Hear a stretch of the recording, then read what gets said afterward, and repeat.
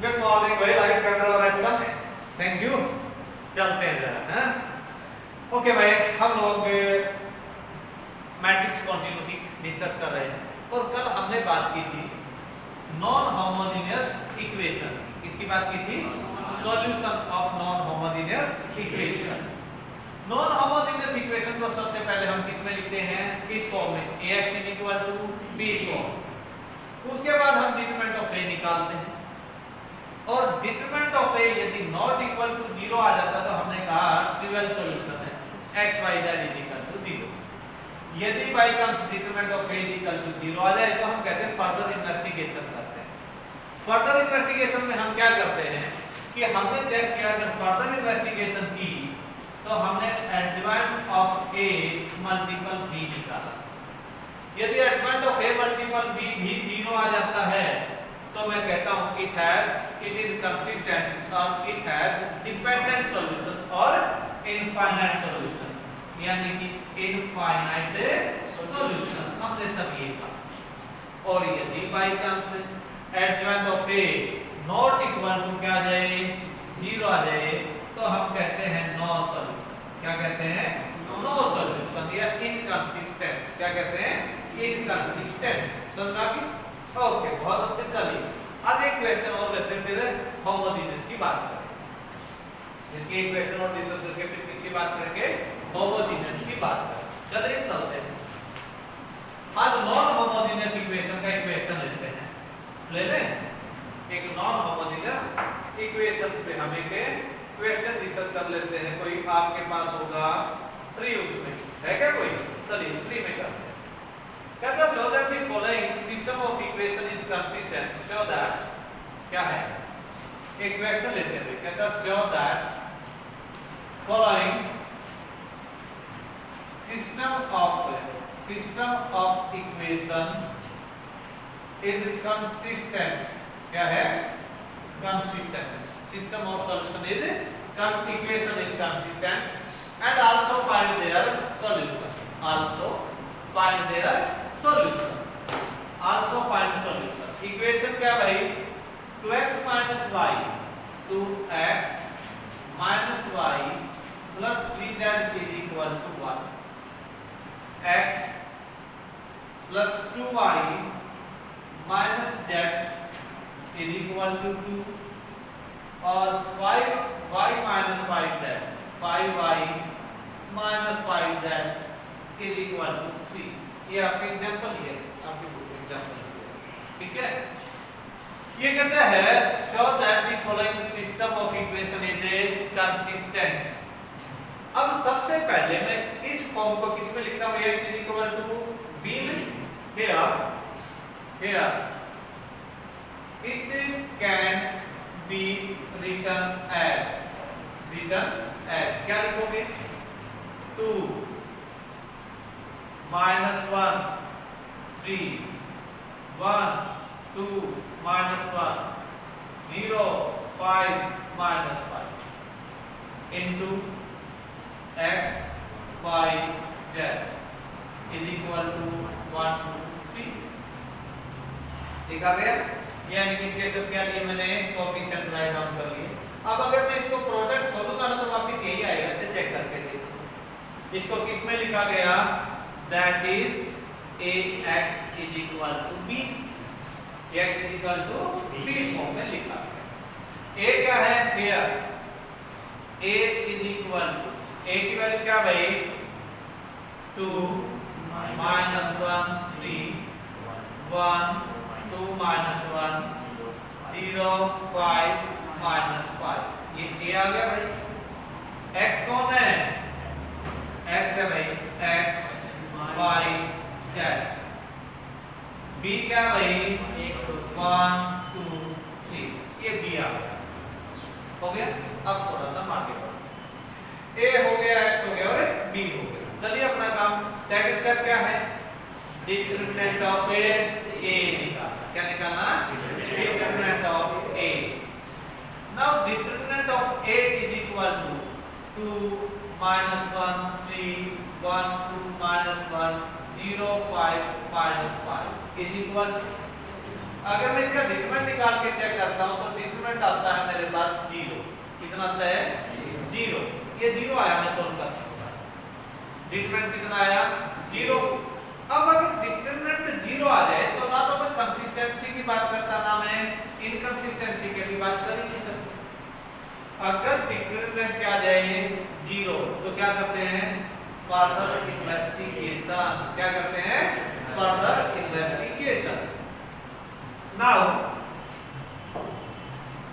as determinant of A is equal to 0, therefore we have to find adjoint of A multiple B। मुझे ये निकालना, याद रखना step, याद रखना, इनका कोई तरीका नहीं है ये। और 99% इस एक्सरसाइज में से क्वेश्चन आएगा वो, इसलिए जो स्टेप है ये याद ही कि डिटरमिनेंट ऑफ ए 0 हो जाए तो क्या कहूं, determinant of A not equal to 0 हो जाए तो क्या कहूं। और कोई ऑप्शन नहीं, क्योंकि ये मेथड है और मेथड के प्रोसीजर क्या होते हैं याद होते हैं। इस मेथड को मैट्रिक्स मेथड कहते हैं। क्या कहते हैं मैट्रिक्स मेथड कहते हैं। इस वजह से इसके स्टेप कल लिखवाए तो स्टेप आपको हर हाल में क्या होना चाहिए याद ही होने चाहिए। भाई मैट्रिक्स मेथड में मुझे ये स्टेप क्या करने हैं फॉलो करना है।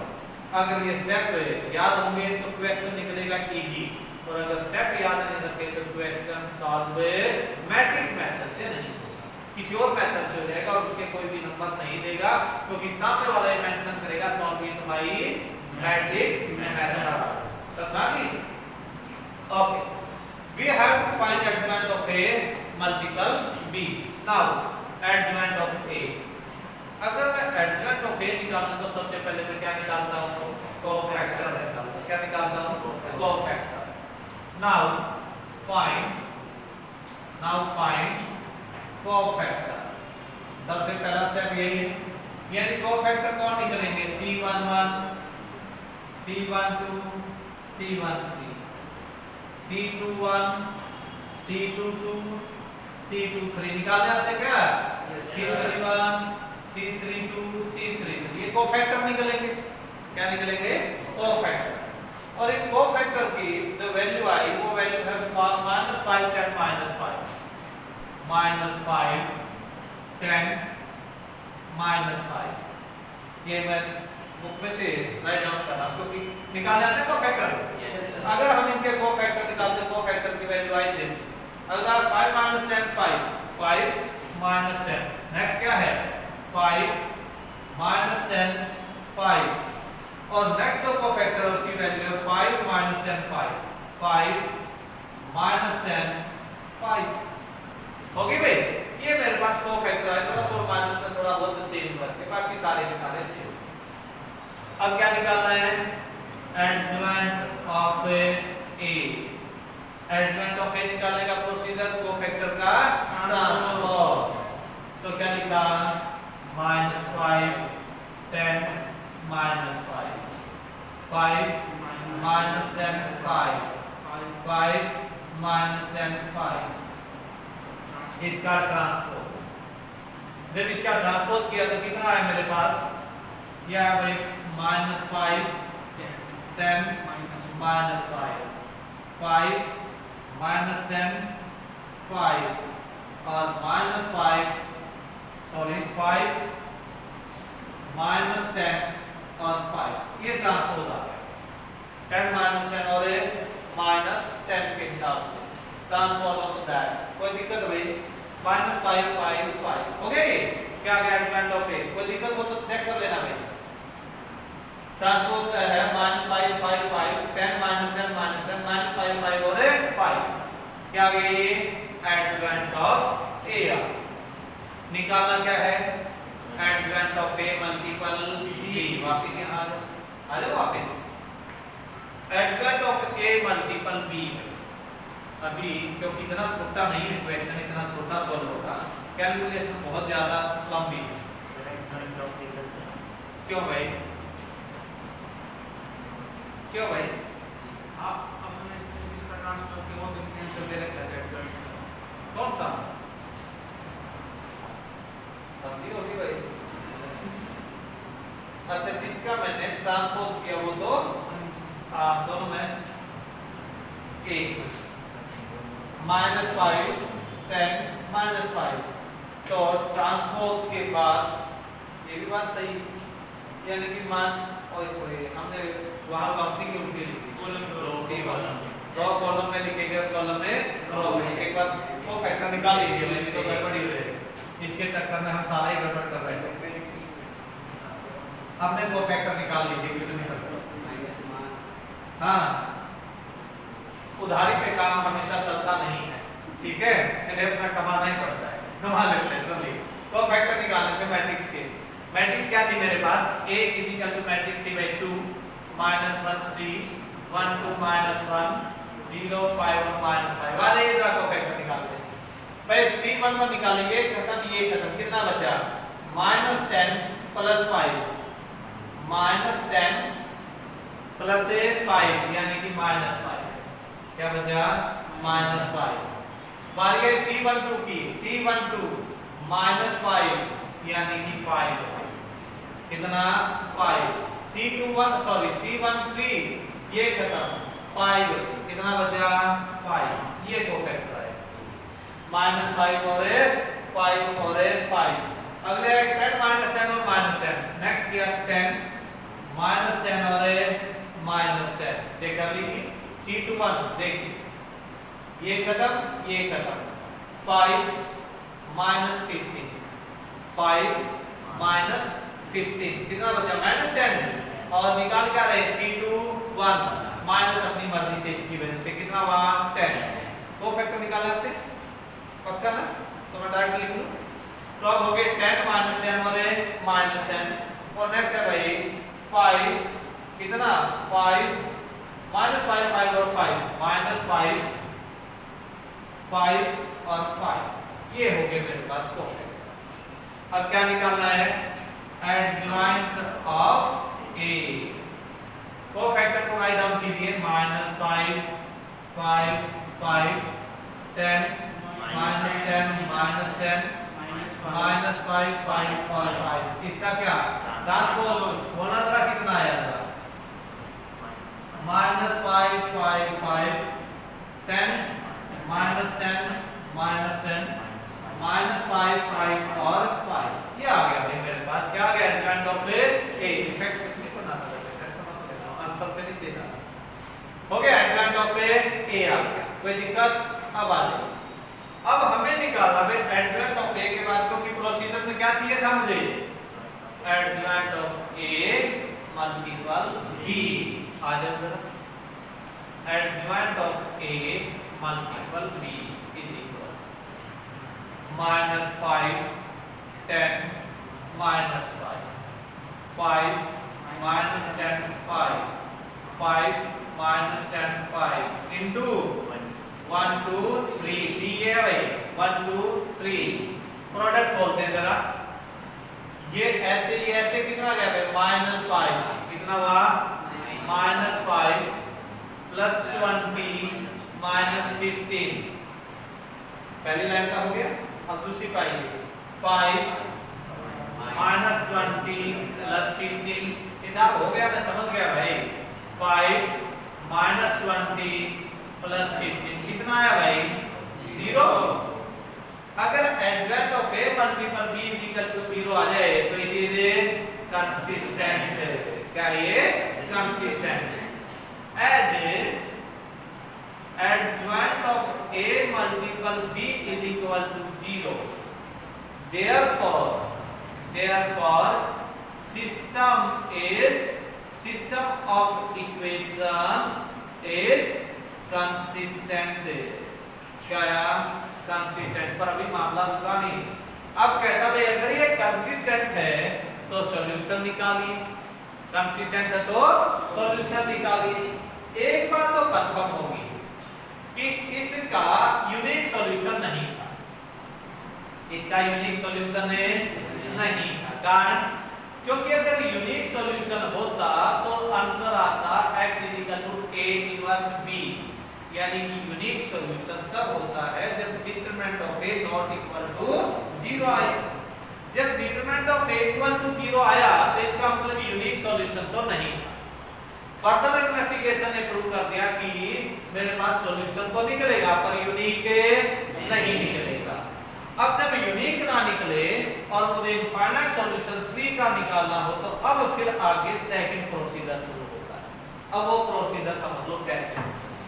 अब उसके बाद हम क्या करते हैं, ये बात होगी ना। अब लिखिए क्या रब कर दो इधर से,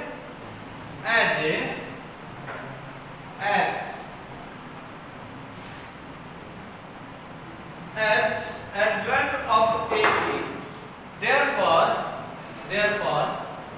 it has infinite solution। कितने होंगे? Infinite solution. अब आ जाए इनफाइनाइट सॉल्यूशन कैसे। कंसीडर टू इक्वेशन, हमेशा दो लेंगे। कंसीडर टू इक्वेशन हर बार है ये, और कंसीडर टू इक्वेशन तीन वाली को ऊपर वाली दो ले लो, तीनों लेते तो इनफाइनाइट आया नहीं था। डिटरमिनेंट निकालते ही फिर सॉल्यूशन कैसे निकालूंगा। अब फर्दर सॉल्यूशन निकालने का तरीका है क्या कि पहले वाली दो कंसीडर करना। फर्दर इन्वेस्टिगेशन से हुआ भाई 2x - y = 1 - 3 है, कोई दिक्कत। और x + 2y = 2 - z, 2 - z, सही है, यानी कि 2 + z हो गया। अब भूल जाइए ऊपर क्या कुछ था क्या कुछ नहीं था, मुझे कोई लेना देना नहीं। अब फिर मेरे पास दो इक्वेशन आ गई और फिर उन दो इक्वेशन का सॉल्यूशन निकालने का फिर वही पूरा प्रोसीजर। भूल जाइए कि 3 का आप कुछ करके आए थे, कुछ नहीं करके आए। अब दो इक्वेशन नहीं आ, क्या कि दो इक्वेशन नहीं। अब फिर प्रोसीजर सारे का सारा वही जो रामायण गाते आए थे। क्या अब आ जाइए इधर।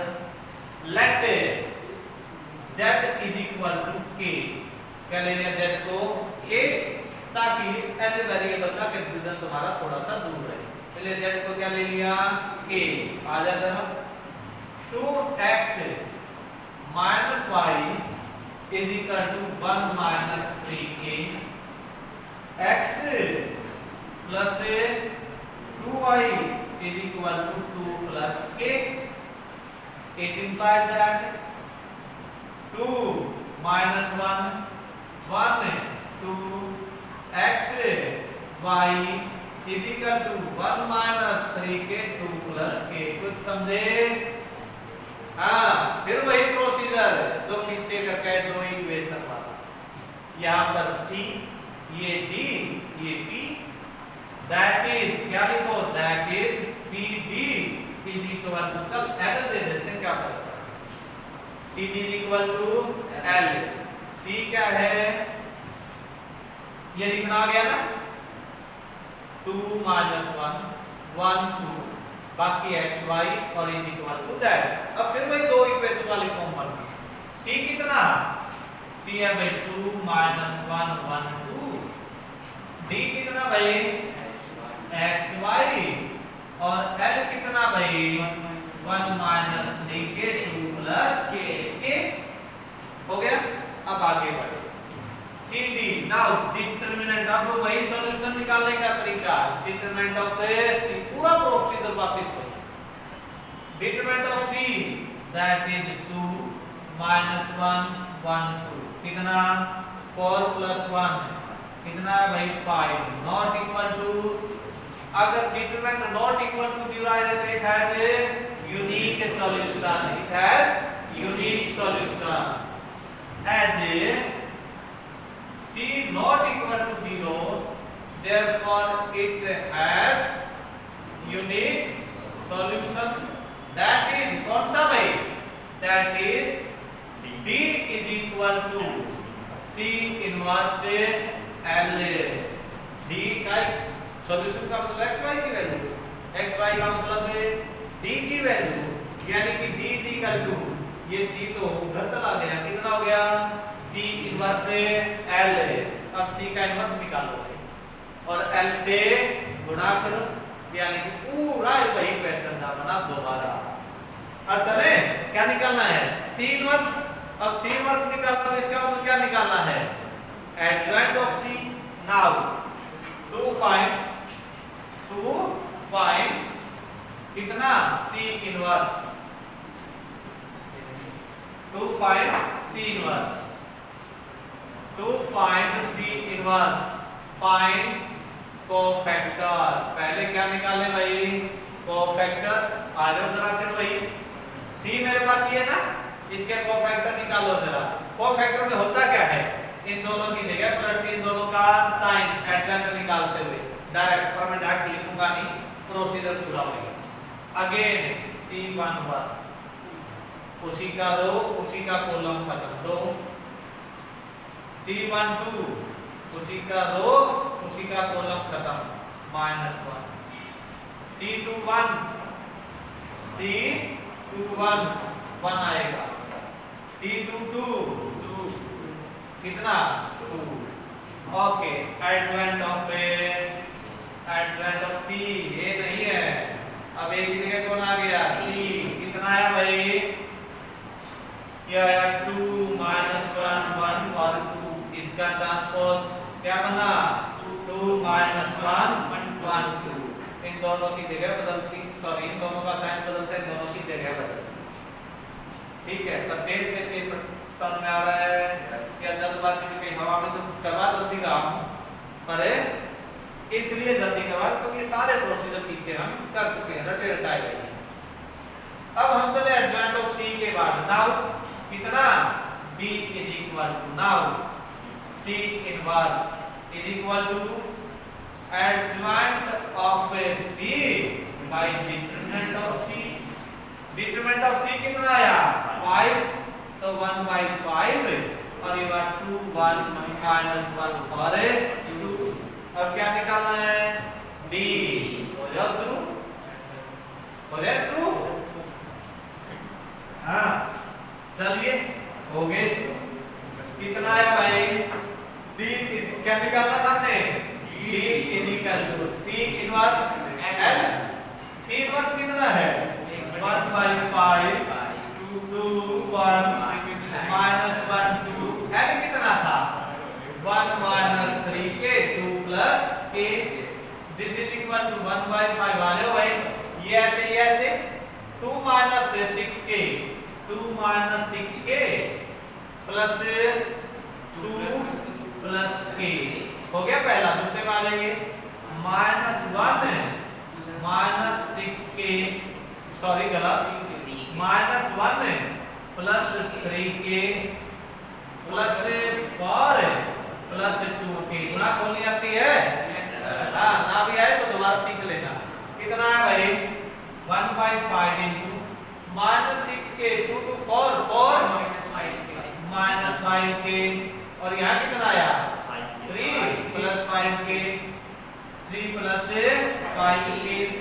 x की वैल्यू कितनी 4 - 5k/5, y की value x is equal to कितना भाई 4 - 5k/5, y कितना 3 + 5k/5, z कितना k मान के चले थे स्टार्टिंग में, ये इनफाइनाइट सॉल्यूशन आता है। यानी कि एक इक्वेशन अगर ये इस टाइप का बोर्ड में आया तो बैंड बजा, पर 99% इस टाइप का आता है। क्योंकि बहुत एक ही क्वेश्चन में बहुत रामायण गा देंगे हम, इतना लंबा चौड़ा क्वेश्चन नहीं आता, इससे पहले वाले पार्ट तक ही आ जाता है, ठीक है। मोस्टली आता है कि find A inverse using A inverse solve the equation, find A inverse hence by using A inverse या hence solve the equation, hence solve the equation, उसमें डायरेक्ट फिर इक्वेशन का सॉल्यूशन डायरेक्ट निकाल दो। नहीं समझ में आई बात मैंने क्या कहा, नहीं आई होगी पक्का यार, कैसे पॉसिबल, बोलने से ही मैथ कभी समझ में कब से आने लग गया भाई, हाँ बोलने से तो कभी भी मैथ नहीं समझ में आता, मैथ तो समझ में आता करने से। आप लोग कह रहे हो कि बोलने से ही समझ में आ गया, हाँ चलिए छोड़िए, मैं बता रहा था कि मैंने क्या बताया। अब जैसे मैं इक्वेशन बता रहा हूँ, इसकी कैप देखना जरा कहाँ देखिए,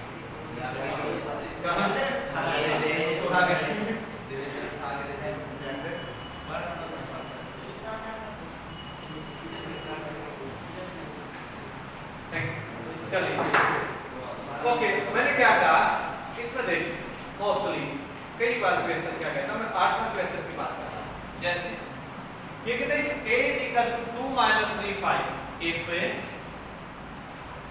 is equal to minus 2 3 5 minus 2 3 5 3 2 minus 4 3 2 minus 4 1 1 minus 2 1 1 minus 2 ये कहते हैं a is equal to that कहता find a inverse find a inverse solve the equation hence solve इसी से बनाओ क्योंकि यही बनी है 2x minus 3y plus 5 that is equal to 3x plus 2y minus 4 that is equal to x plus y minus 2 that is equal to इसको 11 minus 5 और minus 3 अब आ जाए कहते हैं a is equal to that find a inverse hence solve the equation hence solve the equation पहले मैं a inverse निकालूंगा क्या निकालूंगा a inverse अगर a inverse not equal to 0 आया क्या आया a sorry determinant of a inverse निकालो डिटरमिनेंट ऑफ a ही चेक करूंगा ना पहले अगर determinant of a not equal to 0 आया तभी तो a inverse निकलेगा इसका मतलब यदि determinant of not equal to 0 है तो इट हैज फाइनाइट सॉल्यूशन यानी कि unique solution it has finite solution और यूनिक सॉल्यूशन मतलब समझे नहीं समझे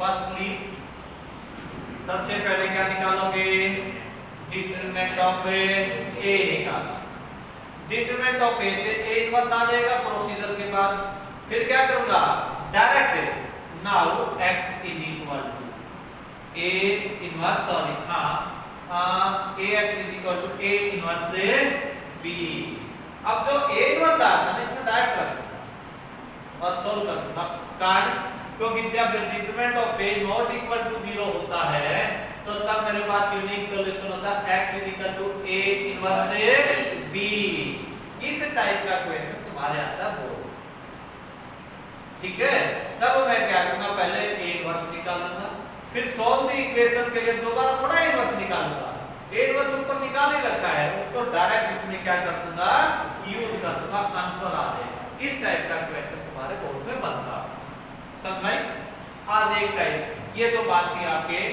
नॉन होमोजेनियस इक्वेशन का एक 2 मिनट लगा देते हैं होमोजेनियस इक्वेशन में इसमें होमोजेनियस इक्वेशन अगर मैं बात करूं होमोजेनियस इक्वेशन की किसकी बात करेंगे होमोजेनियस इक्वेशन होमोजेनियस इक्वेशन की अगर बात करें तो होमोजेनियस इक्वेशन किस टाइप की होती है यानी क्या बात करते हैं solution of homogeneous equation homogeneous equation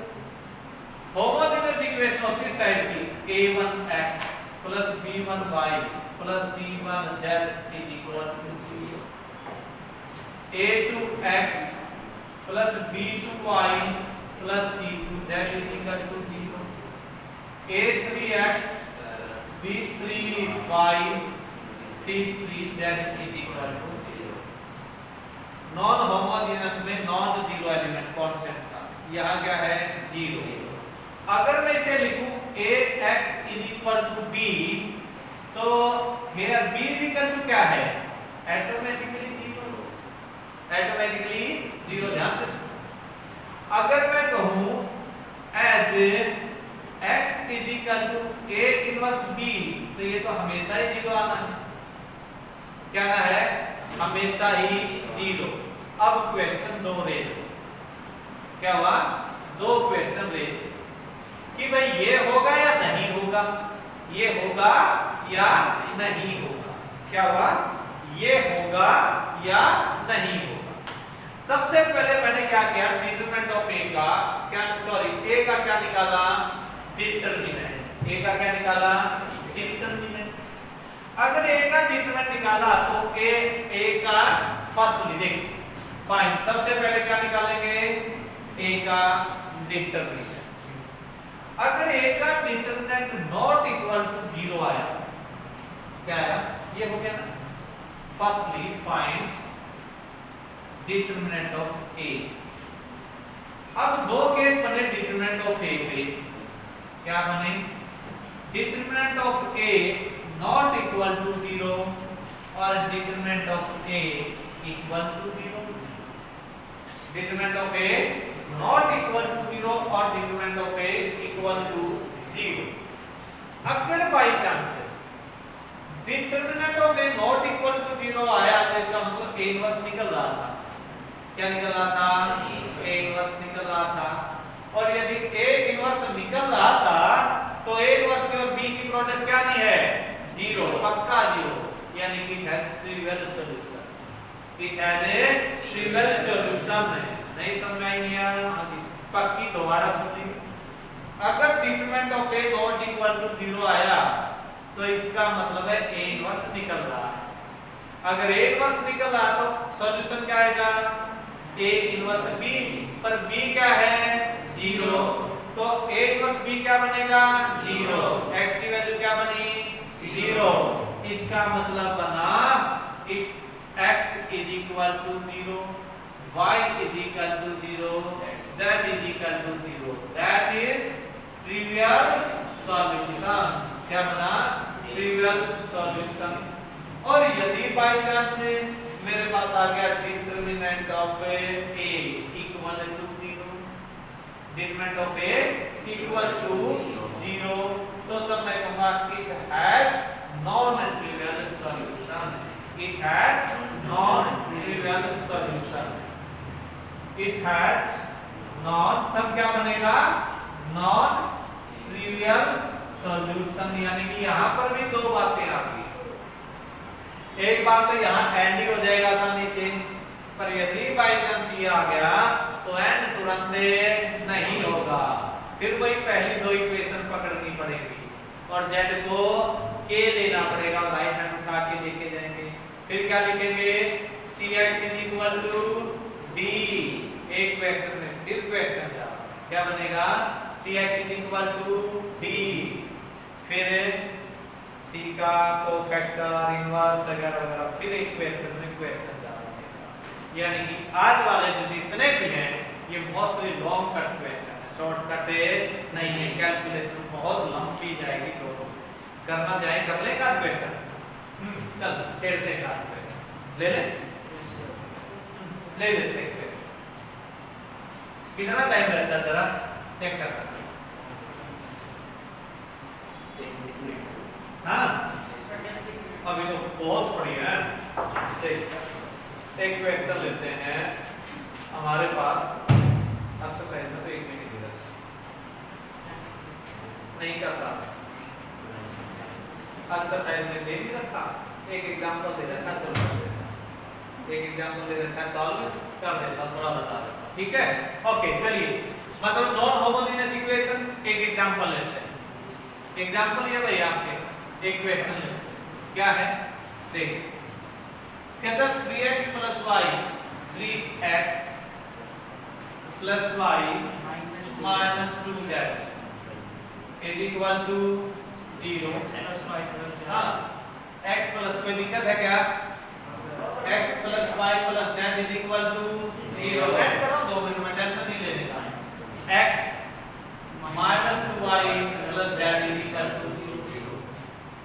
It is a system of this is a system of homogeneous equation, ठीक है। Write down here a is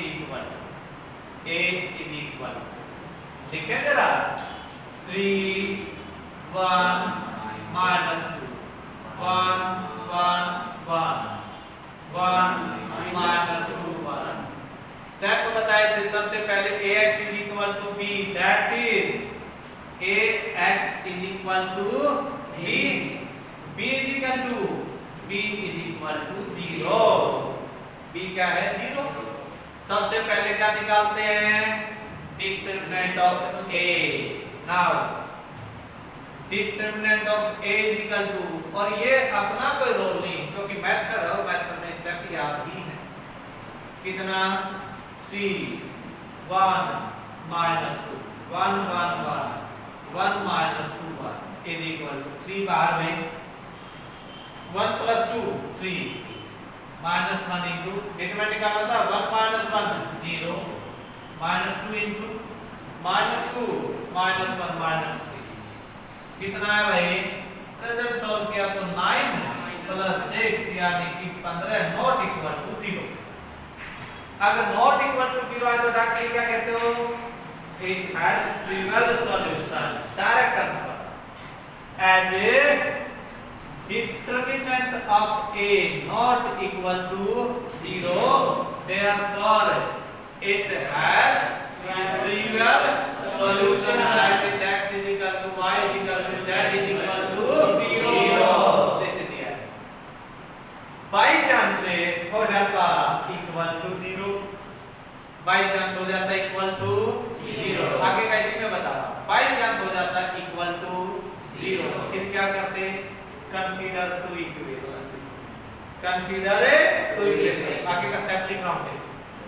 if determinant of ए, ये कहीं कॉपी में उतार दो इसी में से उतारना नहीं है क्योंकि इस क्वेश्चन का लैंड हो चुका, बाय चांस किसी और क्वेश्चन में मिल जाए तो इसलिए बता रहा हूं।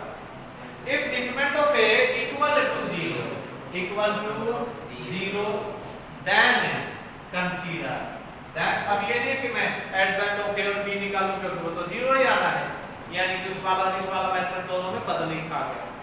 उसमें तो क्या था? Further investigation, advent of A dot 0 देखते थे। अब इसमें ये दूसरा है देन इसमें डायरेक्ट आ गया। डायरेक्ट क्या? Direct consider then consider two equation. कौन कौन सी? 3x plus y is equal to 2k, x plus y is equal to minus k, where z is equal to k। अब क्या लिखा? c d is equal to l। c क्या है? आ जाओ जरा, 3 1 1 1। d क्या है? x y, l क्या है? 2k minus k।